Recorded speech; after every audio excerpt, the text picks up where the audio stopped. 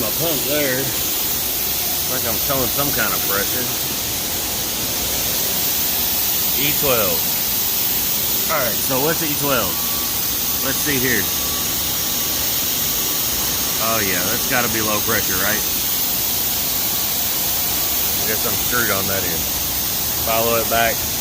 Find our strainers first before we go do anything else. We called and said, oh, it's freezing up, it's gotta be low on charge.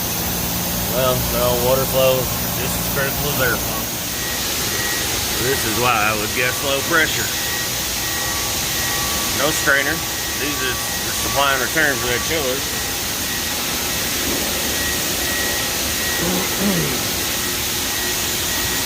And that's what's going to be inside my pump.